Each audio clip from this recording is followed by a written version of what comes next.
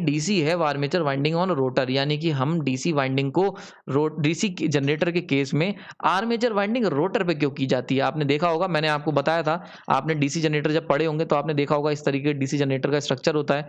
ये field winding यहाँ की होती है, यहाँ पे तुम्हारी फील्ड वाइंडिंग होती है, और ये जो रोटर होता है इसके ऊपर हम लोग क्या करते हैं, इसके ऊपर हम लोग आर्मेचर वाइंडिंग करते हैं, आर्मेचर वाइंडिंग।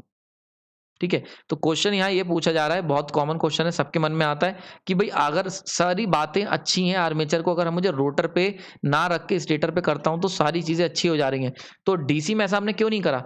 तो उसका रीजन समझते हैं। उसका रीजन है ये, क्या रीजन है कि पहले के समय में भाई देखो, हम जानते हैं कि अगर डीसी ले लेते हैं, ये डीसी स्ट्रक्चर है, तो ये फील्ड वाइंडिंग हो गई, और मैग्नेट के बीच में जब भी कंडक्टर मूव करेगा तो यहाँ क्या बनेगी, एसी बनेगी, और इस एसी को डीसी में कन्वर्ट करने के लिए मुझे जरूरत पड़ेगी स्प्लिट रिंग, स्प्लिट रिंग और किसकी जरूरत पड़ेगी, और ब्रशेस की। ठीक है, तो स्प्लिट रिंग चाहिए और ब्रश चाहिए, इन दोनों की मदद से ही हम लोग इस एसी को डीसी में कन्वर्ट कर पाएंगे। यही काम करते हैं डीसी जनरेटर में, यानी कौन सा काम हो रहा है, रेक्टिफिकेशन का।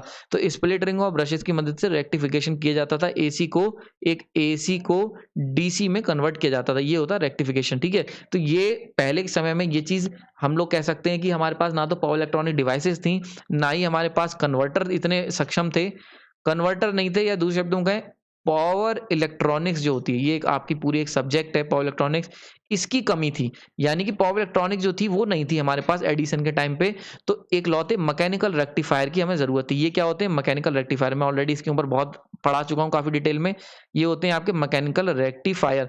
तो क्योंकि हमारे पास पावर इलेक्ट्रॉनिक कन्वर्टर्स नहीं थे, यानी कि ट्रांजिस्टर, एससीआर, थायरिस्टर, डायो, ये सब नहीं थे, तो इसीलिए हमें क्या था, मैकेनिकल रेक्टिफायर की जरूरत थी।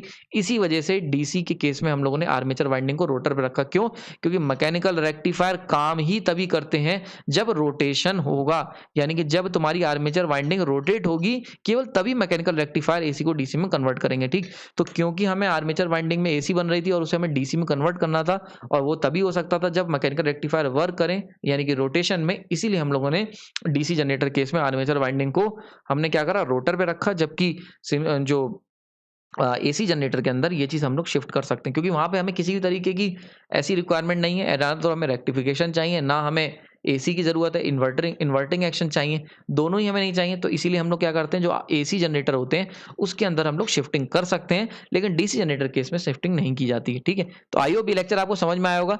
ठीक, तो इसके अंदर